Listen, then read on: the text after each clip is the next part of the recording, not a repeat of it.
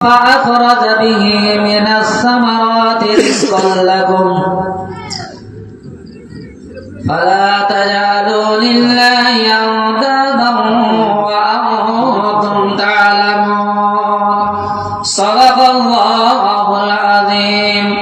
قال النبي صلى الله عليه وسلم من قال لا إله إلا الله مخلصا فدخل الجنة أو كما قال عليه الصلاة والسلام. إن الله وملائكته يصلون على النبي يا أيها الذين آمنوا صلوا عليه وسلموا تسليما. اللهم محمد. সম্মানিত হাজিরিন, আজকের জলসা সভাপতি সাহেব তাকে জানাই আমি যথাযোগ্য সম্মান। সামনে বসে থাকা দিনদার মুরব্বিয়া কেরাম, পর্দানশিনী মা ও বোনেরা, সকলকে আমার তরফ থেকে মোবারকবাদ এবং সালাম। আসসালামু আলাইকুম ওয়া রাহমাতুল্লাহ। সমস্ত প্রশংসা গুণকীর্তন সর্বনিয়ন্ত্রণ আল্লাহ জাল্লে শানুর দরবারে, যিনি আমাদেরকে আশরাফুল মখলুক বানিয়েছেন, যিনি আমাদেরকে আশরাফুল মখলুক সৃষ্টি সেরা লাকাদ খালাকনাল ইনসান করে বানিয়েছেন। আল্লাহ যদি মনে করতেন আমাদেরকে ইনসান না বানিয়ে জন্তু জানোয়ার করে বানাবো, কেউ কোনো অভিযোগ করতে পারতাম না। আল্লাহ যদি মনে করতেন যে সৃষ্টি সেরা মানব জাতির মধ্যে সমান না করে জঙ্গলে হিংস্র জন্তু জানোয়ার বা তার থেকে ঘাটিয়া দরজা জন্তু জানোয়ার করে বানাবো কেউ কোনো অভিযোগ করতে পারতাম না। আল্লাহ পাক ইনসানের এত মর্তবা দিয়েছে, এত ইজ্জত, এত সম্মান, এক কথা সবকিছু ভিন্ন আকারে বানিয়ে দিয়েছে। একটা মানুষ যে খাদ্যটা গ্রহণ করে খায়, ওই রকম উৎকৃষ্ট মানের খাদ্য অন্য কোনো মখলুক পায় না। একটা মানুষ খাদ্য খাওয়ার পরে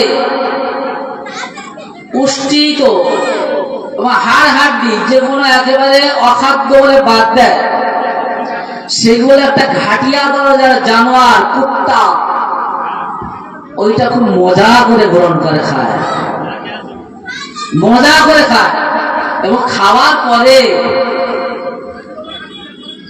ওই যে লোকটা খাইয়েছে, যে লোকটা ওকে খেতে দিয়েছে অখাদ্য জিনিসটা, আর কুত্তা ওটা খেলো, খাওয়ার পরে কি করে ওই লোকটার দিকে ঘেউ ঘেউ করে গালি দিয়ে চলে যায়, না লোকটার দিকে মুখটা উঁচু করে লেজটা নাড়া দিয়ে সেলুট জানায়। প্রভুর দাসত্ব স্বীকার করে, প্রভুর পায়ের দ্বারে লুটিয়ে পড়ে, আনন্দ উপভোগ বিভোর হয়ে প্রভুকে জানায়, তার মনিবকে জানায়, ও মনিব তুমি যে খাদ্য আমাকে দিয়েছো আমি খেয়ে বকবক খুশি, তোমার প্রতি আমি রাজি হয়ে গেছি, খুশি হয়ে গিয়েছি, তোমার জন্য আমি প্রভুর দরবারে দোয়া মাঙ্গি। আর ইনসান কি করছে? উৎকৃষ্ট খাদ্য খাচ্ছে, উৎকৃষ্ট খাদ্য সামনে চলে আসছে, খাবার আগে দোয়াটা ভুলে গিয়েছে, আর খাওয়ার পরে আলহামদুলিল্লাহ ওটাও ভুলে গিয়েছে। সামনে একটা খাদ্য এসে গিয়েছে, সুন্নত তরিকায় খেতে হয় এটা ভুলে গিয়েছে, দাঁড়িয়ে ঠক ঠক করে মাল ঝেঁকে দিয়েছে। মুহতারাম আজিজ, আল্লাহ সুবহানাহু ওয়া তাআলা আমাদেরকে ইনসানিয়ত প্রদান করেছে। এতটুকু যদি বুঝে আসে তো পাগল ছেড়ে যাবে।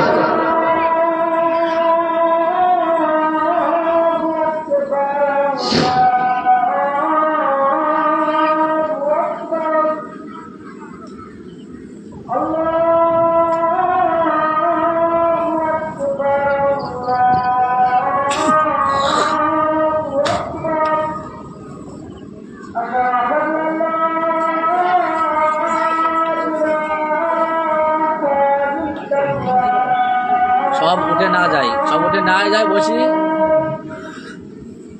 মজলিস বন্ধ করলে আবার বন্ধ করে।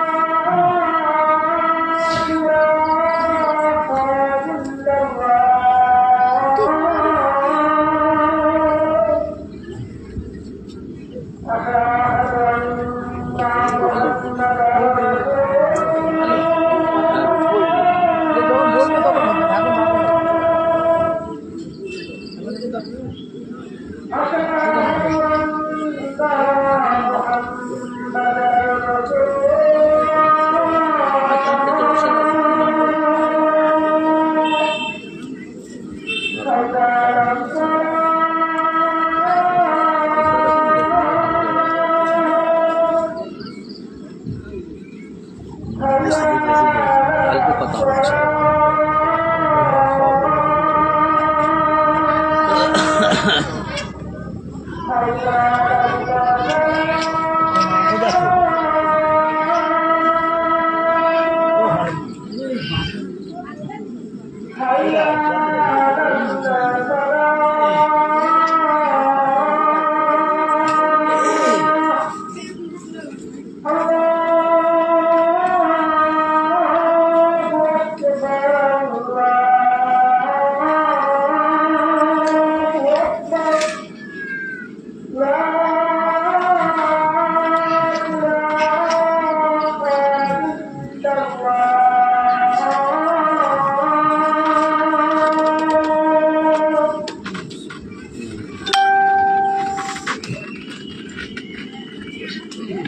জ্বর আমার সভাপতি মানুষ আগে চলে আসবে।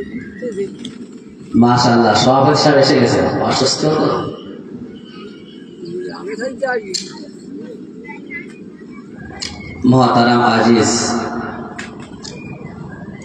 এখনো যারা ছড়িয়ে ছিটিয়ে এদিকে ওদিকে বিক্ষিপ্ত আকারে ছড়িয়ে ছিটিয়ে আসি, সকলে মহতি মজলিসে চলে আসে। মুহতারাম আজিজ, আল্লাহ সুবহানাহু ওয়া তাআলা আমাদেরকে আশরাফুল মখলুক করে বানিয়েছে। লাকাদ খালাকনাল ইনসান, এই ইনসানিয়ত তো আল্লাহই দিয়েছে। আল্লাহ তিনি মনে করলে অন্য কিছু বানাতে পারতেন, তা না করে আমাদেরকে মানব জাতির মধ্যে সমান করেছে। একটা ঘাটিয়া দরজার জন্তু জানোয়ার সে তার মনিবের কৃতজ্ঞ আদায় করে।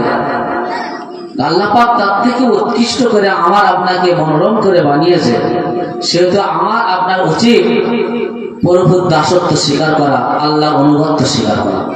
যদি তার বিপরীতমুখী যায় তাহলে আল্লাহর সঙ্গে কি করা হলো?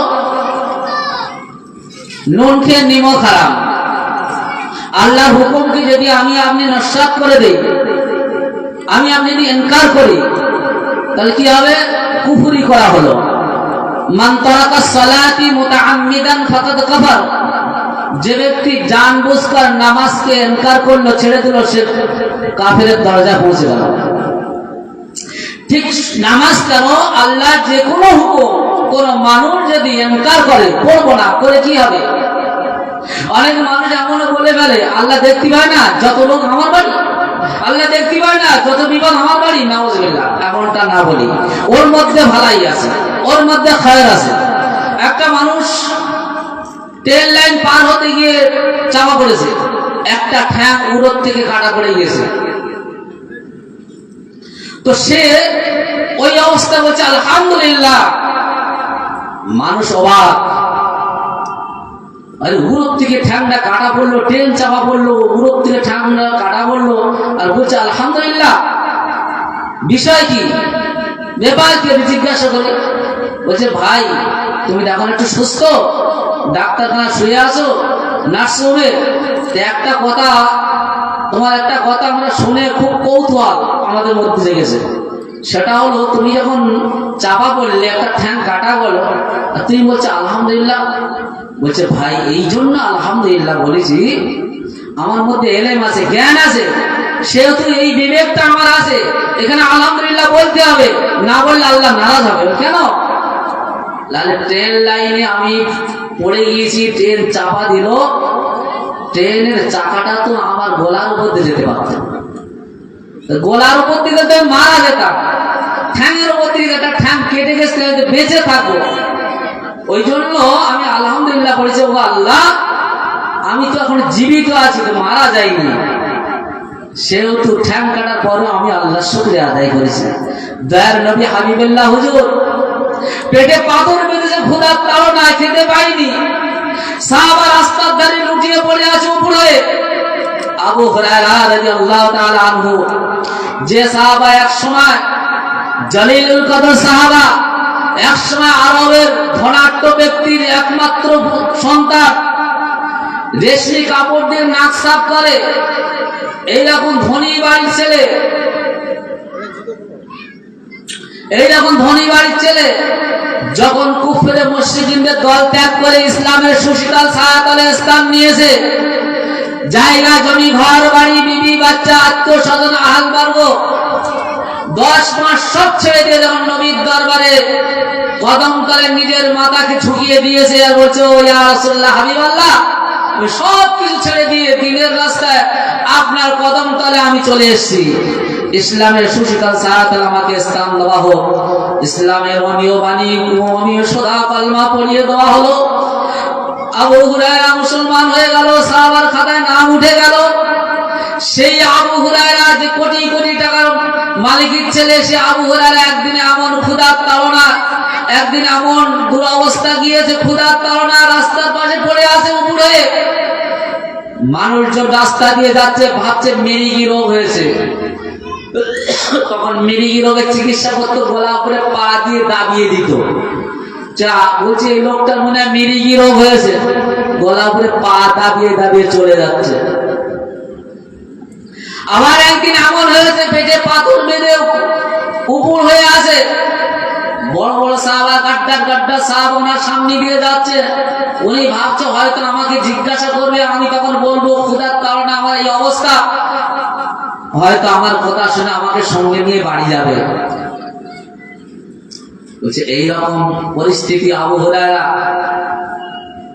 এক এক করে সব চলে যায়, কেউ জিজ্ঞাসা করে না। আল্লাহ রাসূল দয়ার নবী হাবিবুল্লাহ হুজুর যখন ওনার সামনে চলে এসেছেন, আল্লাহ রাসূল জিজ্ঞাসা করছেন, আবু হুরায়রা কি অবস্থা তোমার?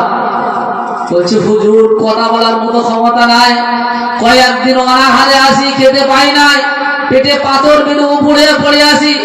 আল্লাহ রাসূল বলেন কটা পাথর দেখি? দেখালো। দয়ার নবী হাবিবুল্লাহ নিজের কাপড়টা উঁচু করে, দেখো তোমার থেকে একটা পাথর আমার বেশি বাঁধা আছে। কে? সারা বিশ্বের নবী, সারা বিশ্বের উপরে বাদশা হাত করে গিয়েছে। শুধু মানুষের নবী নয়, জঙ্গলের হিংস্র জন্তু জানা সকলে তাকে নবী বলে মেনে নিয়েছিলেন। তিনি শান্তির বার্তা, শান্তির আমান, তিনি রহমাতুল লিল আলামিন, দোজাহানের বাদশা সাইয়্যিদুল মুস্তাফা আহমদ মুস্তাফা মুহাম্মদ মুস্তাফা সাল্লাল্লাহু আলাইহি ওয়াসাল্লাম।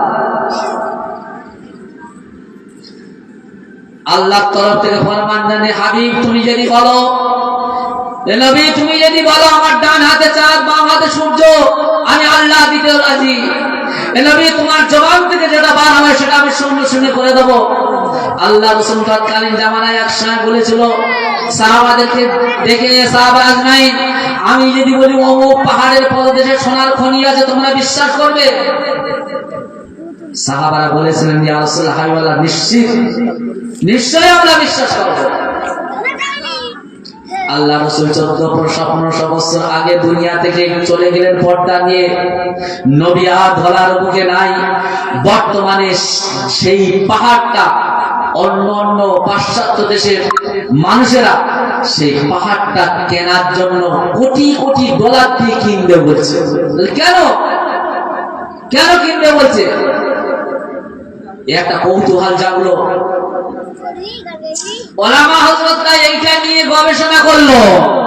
গবেষণা করার পরে জানতে পারলেন নবী এক সময় বলেছিলেন যে আমি যদি বলি সাহাবারা এই পাহাড়ের নিচে সোনার খনি আছে, তোমরা কি বিশ্বাস করবে? এতটুকু বলেছিলেন জবান থেকে আল্লাহ পাক ওই পাহাড়ের পদদেশে সোনার খনি বানিয়ে দিয়েছেন। সুবহানাল্লাহ। বর্তমানে সেই জায়গাটা কেনার জন্য কোটি কোটি টাকা ডলার দিয়ে কেনার জন্য প্রস্তুত। মহতারাম আজিজ, নবীর জবান থেকে যেটা বার হয়েছিল সেটা হয়েছিল। সেই নবীর উম্মত আমরা, এতিম নবীর উম্মত আমরা। নবীওয়ালা দাম, নবীওয়ালা যদি আমার আপনার মধ্যে না থাকে, নবীর উম্মত বলে দাবি করতে পারবো না। নবী তোমাকে মানি, নবী তোমার সবকিছু আমরা মেনে চলি, তোমার উম্মত বলে আমরা দাবি করছি। নবী আমার নামাজ সালাত কায়েম করেছে, আমি আপনি করিনি। নবী সালাত কায়েম করেছে, আমি আপনি করিনি। নবী সুদ ঘুষের লাইন চুট করেছে, হয়েছে আমরা সুদ ঘুষের লাইন ধরে নিয়েছি। নবী শ্বশুর কোলের সঙ্গে ভালো ব্যবহার করেছে, আমরা খারাপ ব্যবহার করছি। নবী পিতা মাতার সঙ্গে সদায় ব্যবহার করতে বলে গেছেন, সেটা আমরা তার বিপরীতমুখী হচ্ছি। তরিকা বাদ দিয়ে যখন অন্য তরিকা অবলম্বন করব, গায়রুল্লাহর হুকুমের মান্যতা দেবো, তখন আমি আপনি হালাক হয়ে যাব, শেষ হয়ে যাব। আমার আপনার বাড়িতে বিভেদ শুরু হয়ে যাবে, গন্ডগোল শুরু হয়ে যাবে, লাগালাগি শুরু হয়ে যাবে, মারামারি শুরু হয়ে যাবে, হানাহানি শুরু হয়ে যাবে। 10-এর পাশে আমার আপনাকে মেনে নেবে না, গ্রামগঞ্জে আমি আপনি ঢুকতে পারবো না, সবাই আমার আপনাকে ফুটবলের মতো লাথি মারবে। কেন? কোরআন হাদিস থেকে যখন সরে এসেছি। আল্লাহর হুকুমটা প্রত্যেকটা মানব জাতির জন্য জরুরি, অপরিহার্য কর্তব্য। আল্লাহর হুকুমটা আমি আপনি যদি মান্যতা না দেয়, তাহলে কি হবে? আল্লাহর দুশমন মেনে যাব, আল্লাহর দুশমন মেনে যাব। আল্লাহর কাছে চা পাওয়ার কিছু থাকবে না। দুদিন পরে একটা মুল সাহেব খবর দেবো ইমাম সাহেবকে, খুঁজে একটু আমার বাড়িতে আসবেন, খুব বিপদ হওয়া যাচ্ছে, আপনি একটু পড়াশোনা করে দোয়া দেন করে আসবেন। মৌল সাহেব বেচারা গরিব মানুষ, মসজিদে থাকে, 4-5 হাজার টাকা মাইনে, যাকে এদিক ওদিক করে কিছু আসলে সংসারটা চলবে, ঠিক আছে যাবো। দিনে সবক করে চলে গিয়েছে, খানটা পড়াশোনা করে দোয়া দানি করে। বেচারা যে দেখেছে বাড়িওয়ালা, সে পেশাব থেকে পানি নেয়। যে দেখেছে বাড়িওয়ালা, সে গোসলের ফর্জ জানে না, ওজন ফর্জ জানে না, তায়াম্মুমের ফর্জ জানে না, হাল হারাম কিচ্ছু বোঝে না, জায়েজ না জায়েজ কিছু জানে না, কোথায় কি করতে হয় শরীয়তের নিয়মে সে কিছু জানে না। দোয়া করার সময় বাড়িওয়ালার খুঁজে পাচ্ছে না, যদি বা খুঁজে পেল ডেকে ডেকে আসলো, টুপি নাই, একটা রুমাল মাথায় বেঁধে নিয়ে চলে এসছে, বলতে ওযু করে আসি।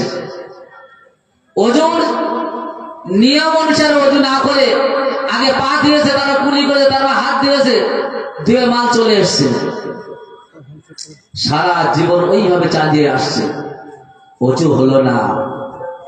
ওইভাবে দোয়ার মজলিসে বললো, বসলো, চোখ দিয়ে খানটা পানি বার করেও দিল। আল্লাহ বললেন, আরে কবরস্থানের লাশ আগে যায় না, বাঁশ আগে যায়।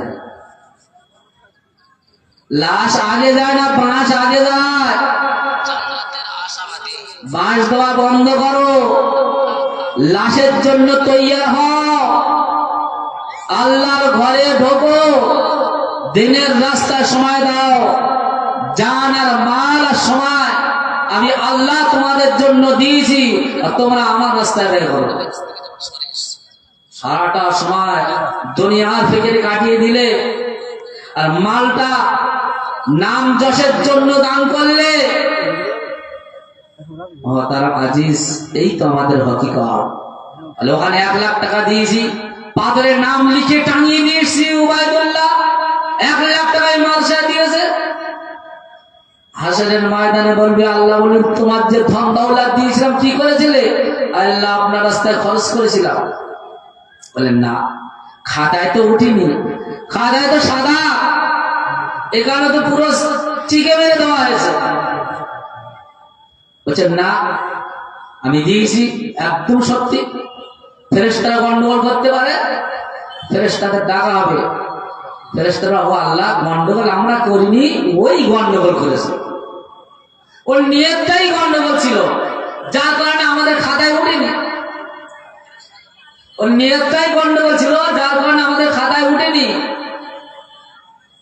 কলা বিক্রি হচ্ছে বাজারে,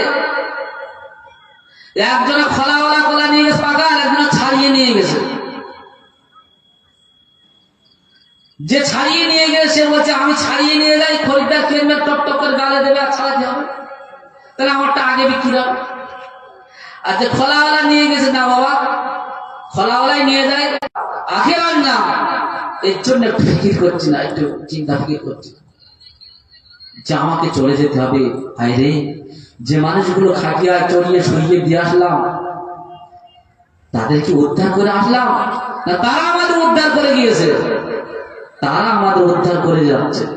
যে আমার মতো তোদের এই হালত হবে, রেডি হ, আমাকে কেউ উদ্ধার করতে আসেনি। আমার মতো তোদের ওই হালত হবে, এই খাটিয়া তোদের চড়তে হবে একদিন। অর্থাৎ খাটিয়ায় ওঠার আগে রাতে সঞ্চয় করো, নইলে মরণের পরে